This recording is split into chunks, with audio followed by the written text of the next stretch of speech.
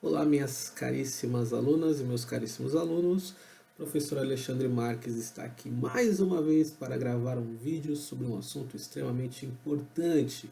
Um assunto importante no campo da psicologia, um assunto importante no campo da sociologia, no campo da filosofia, e sobretudo um assunto importante quando nós vamos falar da própria situação da condição, né, humana, que é a questão da linguagem. E nós vamos falar da linguagem utilizando de várias linguagens para entendermos o que é este elemento tão fundamental para nós seres humanos. Antes de mais nada, é interessante a gente pensar um pouco em termos conceituais, porque se nós formos dar uma olhada aqui, vamos dar uma olhada no dicionário e como é que o dicionário conceitua a linguagem. Se nós consultarmos aqui o dicionário Michaelis, nós veremos que a linguagem pode ser conceituada, então, de diversas formas. De acordo com o dicionário, faculdade que tem todo homem de comunicar seus pensamentos e sentimentos, conjunto de sinais falados, escritos ou gesticulados, de que se serve o homem para exprimir esses pensamentos e sentimentos. Faculdade inata de toda a espécie humana, de expressão audível e articulada, produzida pela ação de língua e dos órgãos vocais adjacentes. Faculdade inata de todo indivíduo de aprender e usar uma língua, qualquer meio utilizado pelo homem para se comunicar. Uso da língua segundo a situação, o meio social, o interlocutor, etc. Registro. Sistema de comunicação animal por meio de sons, cantos e outros meios. Alguns estudos indicam que os golfinhos e as baleias têm linguagem própria. Sistema de sinais desenvolvido a partir de uma língua e que funciona como meio de comunicação em circunstâncias específicas. Então, nós temos aqui uma série de definições que são bastante interessantes a respeito da linguagem. Grosso modo, nós poderíamos resumir essas várias definições nessa definição que nos ensina que a linguagem corresponde às várias maneiras através das quais nós, seres humanos, nos comunicamos. E é evidente que outros animais se comunicam também, desenvolvem algum tipo de linguagem, mas a linguagem humana tem características que lhe são peculiares. E quais características são essas? Bom, principalmente o homem se comunica através de uma linguagem que é uma linguagem simbólica. O que significa dizer que o homem se comunica a partir de uma linguagem simbólica? Quando a gente entende o que é símbolo, né? O que é o símbolo? O símbolo é um signo arbitrário, e o signo é algo da ordem da representação. Então é um objeto, uma figura, uma gravura que representa algo, ou seja, está no lugar deste algo. E o símbolo ele é esse signo arbitrário. Então é arbitrário porque ao mesmo tempo em que ele é compulsório, ele também depende de um certo consenso,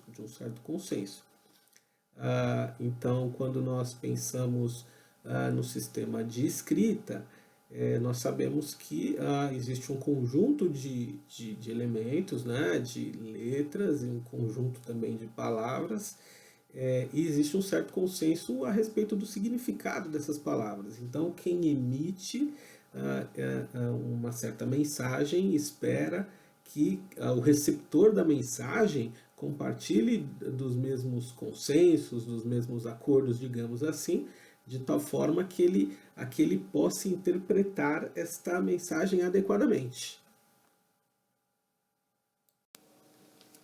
Então vejamos com exemplos um pouco mais práticos, digamos assim, como é que a linguagem pode funcionar de formas interessantes. Então nós temos aqui essa imagem. Nessa imagem nós temos ali a letra D, a letra B, a letra E e a letra M e a letra A. No caso da letra B e da letra A, nós temos ali um acompanhamento do número 7. Uma pessoa que não entenda muito de música, ela vai entender que se tratam de letras e de números que fazem parte aí do nosso alfabeto e do nosso sistema numérico. No entanto, se uma pessoa entender um pouco mais de música, ela vai saber que, na verdade, essa letra D se trata de um acorde de Ré maior. O B acompanhado do 7 se trata de um acorde de Si com sétima. O E acompanhado, né, o E maiúsculo acompanhado de um M minúsculo se trata de um acorde de Mi menor. E o A acompanhado do número 7 se trata de um acorde de Lá com sétima. Se a pessoa entender um pouquinho mais de música, ela vai sacar que isso é uma sequência de Ré e que várias músicas são tocadas a partir dessa sequência.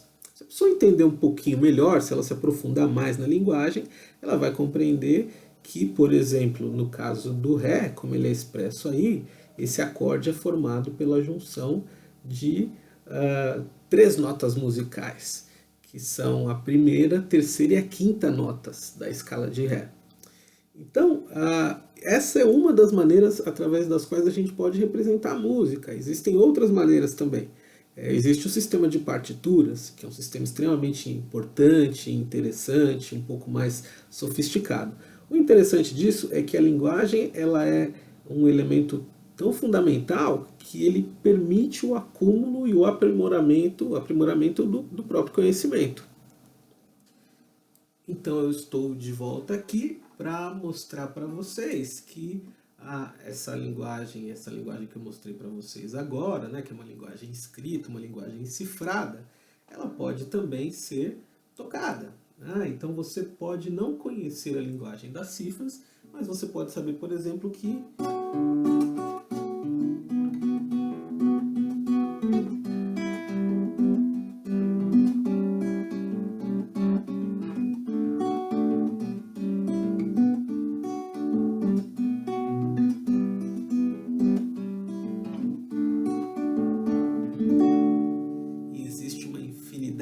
de músicas que são tocadas a partir desse chamado quadradinho de Ré. E uma outra coisa interessante, aquela imagem que eu mostrei para vocês, ela é uma cifra para cavaquinho. E como é que eu sei que é uma cifra para cavaquinho? Porque eu sei que o cavaquinho tem 4 cordas, né? E eu sei que as cordas que compõem o cavaquinho, elas, pela numeração em que estava indicada naquele diagrama, eu consigo saber que aquilo corresponde às notas do cavaquinho. Se fosse, por exemplo, uma cifra para violão, eu sei que teriam 6 cordas, e que a primeira corda seria uma corda, né, de Mi, né, o Mi grave, e a última corda, na verdade, e a primeira corda seria a gente chama de Mizinho, né, é o Mi agudo. Então, o conhecimento da linguagem, há quem não precise de nenhuma cifra, né? São as pessoas que têm ouvido absoluto. E se nós formos pensar, por exemplo, na música mesmo, que é uma linguagem espetacular, a gente tem o exemplo de Ludwig van Beethoven, que estava surdo e mesmo assim conseguiu compor uma sinfonia. Né? Por quê? Porque o conhecimento que ele tinha de música fazia com que ele pudesse abstrair e pensar a música mesmo sem poder ouvir os sons. Então isso é algo espetacular. Então a linguagem ela tem esse elemento que é importante. Né? E aí tem 2 outros elementos que eu queria destacar aqui, talvez para a gente já concluir para a aula não ficar muito extensa, que é o fato de que assim, a linguagem ela tem 2 características aí, na verdade são 3 características que são importantes. A primeira é o que corresponde ao que a gente chama de regras de uso. Né? Quando é que você usa uma linguagem? Então, se nós pensarmos na música mesmo, a gente tem os acordes que são maiores e os acordes que são menores. Os acordes que são menores, eles tendem a ser um pouquinho mais tristes, a gente diz assim, né? Então isso aqui é um acorde de Lá maior e esse aqui é um acorde de Lá menor. Então, a depender do sentimento que você quer expressar, você usa uma certa sequência de acordes. Se a gente for pensar nas palavras, a partir daquilo que você quer expressar para alguém, você usa um determinado tipo de palavras. A gente fala da norma padrão, né, da língua portuguesa, em contraposição a uma norma, enfim, né, a gente não chama mais de culta porque essa perspectiva, essa percepção, ela é um pouco preconceituosa. Mas a gente tem então uma regra que é a regra de uso, a gente tem uma regra de combinação também. Então o que é cantar desafinado? Cantar desafinado é cantar usando notas que não pertencem àquela escala. Quando a gente pensa na vestimenta, né, na indumentária, que também é uma linguagem, a gente sabe que a praia não é um lugar onde as pessoas devem ir vestidas de terno e gravata. Né? Enfim, ao mesmo tempo, se você está em São Paulo, capital, por exemplo, não é muito comum que as pessoas frequentem os ônibus coletivos de sunga e biquíni. Então a gente tem uma regra de combinação também. Né?